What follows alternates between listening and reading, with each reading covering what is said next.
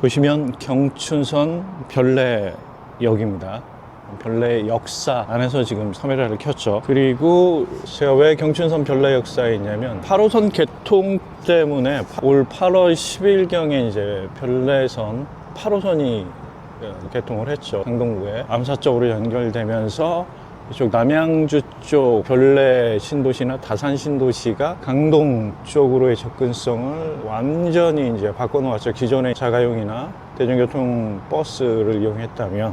그러면서 어떤 변화들이 있는지를 계속 예의주시하고 있는데, 그 중에 이제 시발역인 그 연장선의 시초가 되는 곳이 이쪽 별내죠. 별내 신도시는 뭐랄까 안개 같다 그럴까, 도시가. 그러니까 무슨 뜻이냐면은 집값을 떠나서 조건들을 보면 굉장히 좋은 조건을 가지고 있습니다. 이 경춘선 제가 서 있는 별내역이 있고요. 22년도에 여기서 그 반대편 신도시의 끝자락쯤에 가면 반대편 끝자락에 4호선이 또 개통을 했죠. 22년도에. 그러면서 그때가 이제 부동산의 여러 가지 분위기가 좋을 때라서 그때 집값이 한 2억 이상 뛰었습니다. 2, 3억씩 막 쭉쭉 올라가서 초기에 만들어질 때보다 분위기가 이제 상당히 업그레이드가 됐죠. 뭐 4억짜리 이런 아파트들이 지금 뭐 7, 8억 이상이 여러 가지 가격대를 형성하고 있는 게 이제 4호선 연관돼서 더 시너지를 냈으니까. 그리고 올 8월에 강동으로 연결되는 8호선이 또 개통을 했어요. 신도시 안에 3개의 노선의 지하철역이 개통이 됐다는 건 상당히 좋은 조건이, 수도권에서 이런 좋은 조건 가진 데가 별로 많지 않죠. 또 서울과 접해 있죠. 그런 호조건의 교통편의 파격적인 변신, 업그레이드가 되고 집값이 이제 덩달아서 쭉쭉 올라가다가 요즘은 다소 침체가 되어 있는데, 별내는 인식 속에서는 그렇게 많이 찾아볼 수가 없어요. 사람들의 입에서 회자되거나 투자를 했다거나 이런 분위기는 별로 보이지 않는 것 같습니다. 그 정도로 안개 같다는 건 조용하고 그냥 존재 가치가 그렇게 크게 부각되지는 않은 것 같아서 그런 느낌이 듭니다. 여러 가지 이유가 있겠는데, 다산이 이제 뜨기 시작하면서 아무래도 이제 더 별내 쪽에 관심이라든가 별내가 사람들한테 회자되는 것들이 조금 줄어든 게 아닌가 싶기도 하고, 다산은 솔직히 말하면 남양주시에서 주도적으로 했고 별내는 정부에서 이게 주도적으로 한 거거든요. 이게 2000년대 초반에 만들어진 시작한 도시잖아요. 중반에 이제 시작했고, 그때 당시 이제 2000년대 우리나라가 주택 문제가 있기 때문에 100만 호 건설, 200만 호 건설 이런 프로젝트들이 역대 보면 뭐 80년대부터 2000년대까지 꾸준히 있었습니다. 여러분들이 뭐 200만 호, 100만 호 건설이 노태우 정부 당시밖에 없는 걸로 아시는데 그렇진 않죠.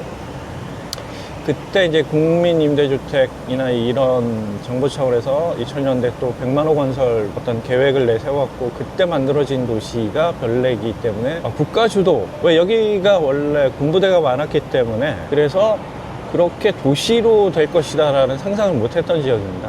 그런데다가 이제 군부대 이전시키고 만들어졌을 때는 이제 도노강에 밀집되어 있는 어떤 주택, 인구 밀집에 대한 여러 가지 스트레스와 트러블이, 그래서 주변에 다른 도시를 하나 개발해서 특히 노원구 쪽에 집값 상승과 서민의 주거안정 문제를 좀 해결하기 위해서 이쪽 지역으로 이제 만들었죠.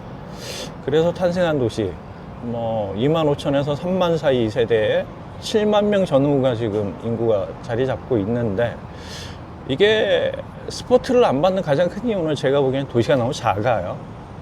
굉장히 작습니다. 그래서 그러다 보니까 15만 평이 좀 넘죠.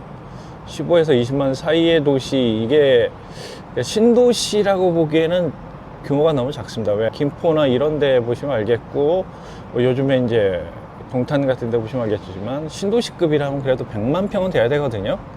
그러니까 여기는 신도시라고 보기에는 조금 규모가 작습니다. 50만 평도 안 되고 채 20만 평도 안 되는 곳이기 때문에 택지지구가 맞다고 봐야죠. 어느 정도 보면 7만 세대 정도 되면은 뭐 적은 세대는 아니지만 이제 밀집돼서 개발이 됐고, 여러 가지 조건 속에서 규모와 여러 가지가 아무래도 좀 관심이 덜 하지 않을까. 여기가 만약에 100만 평 규모였었으면 관심을 좀 많이 끌었을 겁니다. 그랬는데 너무 작다 보니까 그런 것 같고요. 근데 그거에 비해서 지금 아까 말씀드린 3개 노선 3개역이 있고, 앞으로 GTX도 또 이 별내를 중심으로 예정이 돼 있지 않습니까?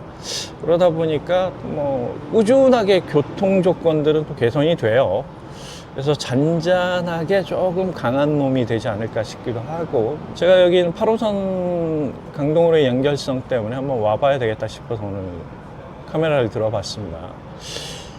여기가 참 아쉬운 점이 워낙 변방 사이드에 있다 보니까, 남양주 쪽에서 워낙 사이드에 있다 보니까 그런 것 같은데, 여기 지금 시축 현장 많이 보이시는데 타워 크레인도 보이시고, 요 오른쪽에 저 자리가 원래 제가 여기 이제 분석할 때 홈플러스 자리였습니다.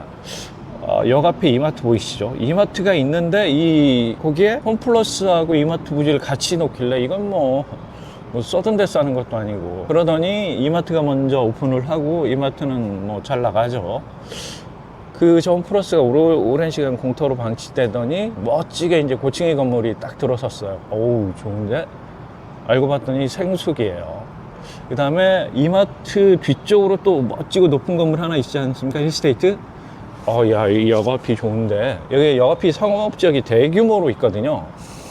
도시 규모에 비해서 상업지역이 너무 큽니다.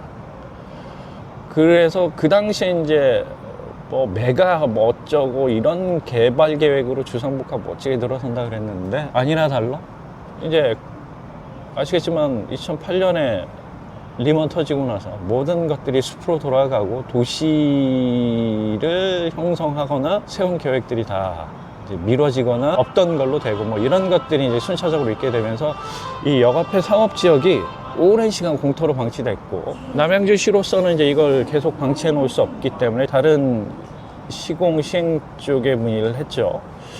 그래서 이제 지난 5년간 한참 붐이 일었던 게 뭐죠? 지산하고 생숙이죠. 역 앞에 상업지역이니까 생숙으로서는 아주 더할 나위 없는 조건 아니겠습니까? 뭐 역이 없는 것도 아니고, 또 신도시급의 어떤 이름이 붙여져 있는 역세권의 개발 계획이니까 생숙을 시공하는 회사들로서는 아주 좋은 거죠. 그래서 뭐 홈플러스 부지를 아이파크, 그 다음에 상업 부지에 뭐 여러 가지 주상복합이나 이런 주거형이 들어올 자리를 힐스테이트 딱 내걸었지만 뭐예요? 생숙입니다, 저게. 양쪽 다 물론 얼마 전에 3주 됐나요? 생숙 양성화 계획이 발표돼서 그 생숙 중에서도 구제해 받을 수 있는 것들이 많이 늘어서 오피스텔로 전환될 가능성도 좀 높기 때문에 아주 부정적이진 않죠. 하지만 무엇을 살리고 무엇을 못 살릴 것인가에 대한 내부적인 치열한 어떤 다툼과 분쟁이 또 있을 거기 때문에 양성화가 단시간 내에 빠르게 될는지는 좀 지켜봐야 될 것 같습니다. 왜? 정부에서 여러 가지 인센티브를 부여해서 주차 공간이 가장 큰 문제이고 내부 구조 문제, 이 두 가지가 큰 문제인데, 그런 것들에 있어서 파격적으로 과거에도 그런 특별법, 양성화하는 특별법들이 있었거든요. 다가구 같은 경우에 옥탑 공간을 양성화하는 것들이 있었죠. 이런 것 때문에 하긴 했는데 파격적으로 전부를 해줄 수는 없을 거예요, 아마. 이런 문제 있고, 또 지금 보면 짓고 있는 거 있죠. 저것도 오피스텔하고 생숙이에요, 지금. 다 메이저급들인데 다 오피스텔하고 생숙입니다. 그래서 여기는 오피스텔과 생숙이 역세권을 도배를 하면서, 그러니까 오랜 시간 역세권 개발 계획이 표류하고, 이게 리먼이 참 도시 하나를 안타깝게 만든 거죠. 리먼 사태 이후에 역세권의 대규모 개발 계획이 여러 가지 이유를 들면서 차일피일 미루고, 그 다음엔 그것들이 무산되고, 그리고 생숙의 전성시대가 오면서 부동산 개발이 활성화되고 생숙으로 이제 역세권 부지가 들어서는 거죠. 이 서울시 외곽과 경기도 초입 지역의 생숙이 관광지로서의 효과는 없고, 여기는 뭐 주거나 이런 문제로서 접근해야 될 지역인데 오피스텔로 가는 게 맞겠죠. 오피스텔도 약간은 건물의 규모에 비해서 월세라든가 관리비가 좀 부담스러울 것 같긴 한데, 그래도 8호선도 들어섰고 했기 때문에 과거에는 좀 부정적이었지만 8호선의 연장으로 강남, 강동 지역을 손쉽게 접근할 수 있는 여건이 돼서 이런 것들도 좀 플러스로 작용할 가능성, 그래서 가치의 변화도 좀 있을 가능성이 있어 보입니다. 어쨌든 한번 영상을 8호선 역사에 가서 환승을 해서 그 분위기 보고 다시 밖으로 나와서 쭉 대충 둘러보고 다음 다산 쪽으로도 좀 돌아보고 이런 식으로 영상을 이어가도록 하겠습니다.